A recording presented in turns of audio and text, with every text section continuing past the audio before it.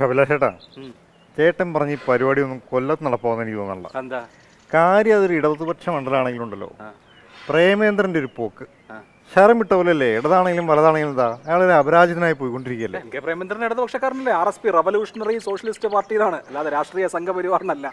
എന്നാലെന്താ UDF-ന്റെ പക്ഷത്തല്ലേ വിജയം കുറെ കാലമായിട്ട്. ഇത്തവണ എങ്ങനെ LDF അത് തിരിച്ചുപിടിക്കും? ഈ തവണ LDF ഈ മണ്ഡലം തിരിച്ചുപിടിക്കാൻ പരമാവധി ശ്രമിക്കുമെന്നുള്ളത് ഉറപ്പാണ്. ഏത് വഴി എന്നുള്ളത് നമ്മൾ കുറച്ചുകൂടി വെയിറ്റ് ചെയ്യണം. പക്ഷേ നമുക്ക് കഴിഞ്ഞ തവണ, അതിന് മുമ്പത്തെ തവണ 2 തവണയും കെ പ്രേമേന്ദ്രനെ പരാജയപ്പെടുത്തുക എന്നുള്ളതായിരുന്നു CPM-ന്റെ ഏറ്റവും മുഖ്യമായ ആവശ്യം. ഒരു MA ബേബി ഇറക്കി നടന്നില്ല, KN ബാലഗോപാലിനെ ഇറക്കി നടന്നില്ല. ഇതിനേക്കാളും വലിയ സ്ഥാനാർത്ഥിയെ ഇനി നൽകാനില്ല. അപ്പോൾ അതുകൊണ്ട് മറ്റ് ചില പരീക്ഷണങ്ങളിലേക്ക്, അതായത് മുകേഷ് പോലെയുള്ള പരീക്ഷണങ്ങളിലേക്ക് CPM പോകുന്നു എന്നാണ് ഞാൻ മനസ്സിലാക്കുന്നത്.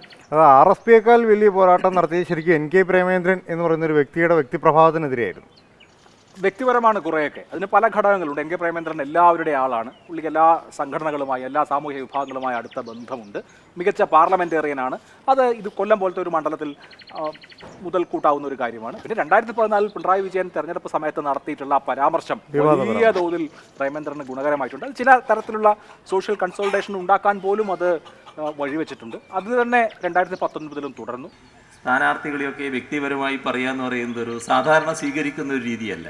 പക്ഷേ അതുകൊണ്ടാണ് LDF-ന് ആ പറയുന്ന പ്രേമചന്ദ്രൻ ഇഫക്റ്റിനെ അങ്ങ് ബ്രേക്ക് ചെയ്യാൻ പറ്റാത്തത്. പക്ഷേ നമ്മൾ അറിയേണ്ട ഒരു കാര്യം, അതിന് തൊട്ടുമുമ്പുള്ള തെരഞ്ഞെടുപ്പിൽ UDF ജയിച്ച മണ്ഡലമാണ്. പീതാംബരക്കുറുപ്പ് ജയിച്ച മണ്ഡലമാണ്. രാജേന്ദ്രൻ തുടർച്ചയായി ജയിച്ചു വന്നിരുന്ന മണ്ഡലത്തിൽ കുറുപ്പ് വഴി UDF ഒരു വിജയം നേടിയിരുന്നു. അതിനുശേഷം സ്വന്തം സിറ്റിംഗ് സീറ്റ്, കോൺഗ്രസിൻ്റെ സ്വന്തം സിറ്റിംഗ് സീറ്റ് ഒഴിഞ്ഞു കൊടുത്തിട്ടാണ് പ്രേമേന്ദ്രനെ UDF-ലേക്ക് സ്വീകരിച്ചത് എന്ന കാര്യം നമ്മൾ മറക്കാൻ പാടില്ല. അതുകൊണ്ട് ഞാൻ പറയുന്നത് പ്രേമേന്ദ്രൻ്റെ വ്യക്തിപ്രഭാവം മാത്രം എന്നുള്ള നിലയിൽ അതിനെ കണ്ടുകൂടാ എന്നാണ്. പക്ഷേ ഞാൻ എൻ്റെ ഒരു കാര്യം ചെയ്യട്ടെ, കഴിഞ്ഞ തവണ ഇലക്ഷൻ നടക്കുന്ന സമയത്ത് ഇവിടെ രാഹുൽ ഗാന്ധിയുടെ ഒരു വ്യക്തിപ്രഭാവം നന്നായിട്ട് ഏറ്റിരുന്നു. മാത്രമല്ല, കേന്ദ്രത്തിൽ UDF-ന്റെ ഒരു ഒത്തൊരുമ വേണം എന്നൊരു തോന്നൽ സാധാരണക്കാരുടെ ഇടയിലൊക്കെ, കുറേയൊക്കെ ന്യൂനപക്ഷങ്ങളുടെ ഇടയിലൊക്കെ വർക്കൗട്ടായും ചെയ്തൊരു പൊളിറ്റിക്സ് ആണ്. അപ്പോൾ അതൊക്കെ തന്നെയായിരിക്കില്ലേ പ്രേമേന്ദ്രനെ ചിലപ്പോൾ കഴിഞ്ഞ ഇലക്ഷന് ഗുണം ചെയ്തിട്ടുണ്ടാവുക. പല ഫാക്ടേഴ്സ് ഉണ്ട്. ഞാൻ പറഞ്ഞില്ല, അവിടുത്തെ ഈ പറഞ്ഞ സാമൂഹ്യ സമവാക്യങ്ങളൊക്കെ കെ പ്രേമേന്ദ്രന് അനുകൂലമാണ്. അദ്ദേഹം എല്ലാ ആളുകളെയും ആ നിലയിൽ കാണുന്ന ആളാണ്. അതുകൊണ്ട് സാമൂഹ്യ സമവാക്യങ്ങൾ ഗുണകരമാണ്. രണ്ടാമത്തേത് ലാലു പറഞ്ഞതൊരു പ്രധാനപ്പെട്ട കാര്യമാണ്. അതൊരു പാൻ കേരള പ്രതിഭാസമായിരുന്നു. പാൻ ഇന്ത്യ എന്ന് ഞാൻ പറയില്ല, പാൻ കേരള പ്രതിഭാസമായിരുന്നു. രാഹുൽ ഗാന്ധി മാത്രമല്ല, ഒരു BJP ഇതര സർക്കാർ, BJP ബദൽ സർക്കാർ വരണം എന്നുള്ള ഒരു തരത്തിലുള്ള ഒരു സെന്റിമെന്റ്സ് ഉണ്ടായിരുന്നു. അത് കഴിഞ്ഞ തവണ വർക്കായി. ഇത്തവണ അത് സ്വാഭാവികമായി ഉണ്ടാക്കാൻ UDF ശ്രമിക്കും. പക്ഷേ അതിനപ്പുറത്തുള്ള കാര്യങ്ങൾ നിശ്ചയമായിട്ട് ഉണ്ടാകും. പ്രത്യേകിച്ച് നരേന്ദ്രമോദിയുടെ വിരുന്നിൽ പ്രേമേന്ദ്രൻ പോയതൊരു പ്രധാനപ്പെട്ട ചർച്ചാ വിഷയമായി ന്യൂനപക്ഷ മേഖലകളിലൊക്കെ ഉന്നയിക്കപ്പെടുമെന്നുള്ള കാര്യത്തിൽ സംശയമൊന്നുമില്ല. എന്നെ ക്ഷണിച്ചു, ഞാൻ പോയപ്പോൾ ഭക്ഷണം കഴിക്കാൻ അദ്ദേഹം ആവശ്യപ്പെട്ടു. അദ്ദേഹത്തോടൊപ്പം ഭക്ഷണം കഴിച്ചു. ഈ ക്ഷണത്തിന്റെ അടിസ്ഥാനം എന്താ? അതൊരു പുതിയ അന്തർധാരയാണ്. കഴിഞ്ഞ തവണത്തെ പോരാട്ടത്തിന്റെ സാധ്യതയൊക്കെ ഇത്തവണ ഉണ്ടാവുമോ? കഴിഞ്ഞ തവണത്തേതിനേക്കാൾ മികച്ച പോരാട്ടമായിരിക്കും ഇത്തവണ എന്നാണ് ഞാൻ വിചാരിക്കുന്നത്. എന്നാലും കഴിഞ്ഞ തവണത്തെ കണക്കൊന്നും നോക്കിക്കോലാലെ എങ്ങനെയാണ് പ്രേമേന്ദ്രൻ KN ബാലഗോപാലിനെ ഔട്ട് പെർഫോം ചെയ്തത് എന്ന് നമുക്ക് ഈ കണക്കുകളിൽ നിന്ന് വളരെ വ്യക്തമാണ്. KN ബാലഗോപാലിനേക്കാൾ മികച്ചൊരു സ്ഥാനാർത്ഥിയായിരിക്കുമോ? അല്ലെങ്കിൽ MA ബേബി, KN ബാലഗോപാൽ ഇവരെക്കാളൊക്കെ മികച്ചൊരു സ്ഥാനാർത്ഥിയായിരിക്കും ഇത്തവണ അവിടെ? നമ്മൾ ഏത് മാനദണ്ഡം അനുസരിച്ച് എന്നുള്ളതാണ് അതിനകത്ത് ഏറ്റവും പ്രധാനപ്പെട്ട കാര്യം. ഇപ്പോൾ ഏറ്റവും കൂടുതൽ ഉയർന്ന് കേൾക്കുന്ന പേര് മുകേഷ് MLA-യുടെ പേരാണ്, കൊല്ലം MLA. പക്ഷേ നമ്മൾ കാണേണ്ട ഒരു കാര്യം, കഴിഞ്ഞ നിയമസഭാ തെരഞ്ഞെടുപ്പിൽ ഞാൻ ആ കൊല്ലം നിയമസഭാ മണ്ഡലത്തിൽ പോയ സമയത്ത് അദ്ദേഹം കഴിഞ്ഞ 2016 വലിയ വിജയം നേടിയെങ്കിലും ബിന്ദു കൃഷ്ണയോട് കഴിഞ്ഞ തവണ 2021 മത്സരിച്ചപ്പോൾ അത്ര അനുകൂല സാഹചര്യമൊന്നും ആയിരുന്നില്ല. മുകേഷിനെതിരെ നല്ല വികാരമൊക്കെ ഉണ്ടായിരുന്നു. പക്ഷേ മാനേജ് ചെയ്തു. അതുകൊണ്ട് മുകേഷ് വരുന്നത് കൊണ്ട് കൊല്ലം ലോക്സഭാ മണ്ഡലം ആകെ വലിയ തരംഗം ഉണ്ടാവുന്നൊന്നും പ്രതീക്ഷിക്കണോ എന്നുള്ളത് നമ്മൾ ഇലക്ഷന്റെ സമീപത്ത് ആലോചിക്കേണ്ട കാര്യമാണ്. അല്ല, പക്ഷേ വേറെ പ്രശ്നമുണ്ട്. കെ പ്രേമേന്ദ്രൻ ഇത്തവണ മറ്റേ മോദിയുടെ വിരുന്നിന് പോയിരുന്നതൊക്കെ ന്യൂനപക്ഷങ്ങളുടെ ഇടയിൽ ഒരുപക്ഷെ വരെ ഇമ്പാക്റ്റ് ഒക്കെ ഉണ്ടാക്കാൻ പറ്റുന്ന സാധനമാണ്. എത്രമാത്രം പൊളിറ്റിക്കൽ ഫൈറ്റ് എന്നുള്ള ഒരു പ്രധാനപ്പെട്ട ചോദ്യം അക്കാര്യത്തിൽ വരും. ഇപ്പോൾ മുകേഷിനെ കുറിച്ചുള്ള ഒരു പ്രധാനപ്പെട്ട ആരോപണം, പുള്ളി സിനിമയിലും ഈ TV ഷോയിലൊക്കെ അഭിനയിച്ച് നടക്കാണ്, മണ്ഡലത്തിൽ ആളെ കിട്ടുന്നില്ല തുടങ്ങിയ കാര്യങ്ങളാണ്. പ്രേമേന്ദ്രൻ എല്ലായിടത്തും ഓടിയെത്തുന്ന ആളാണ്.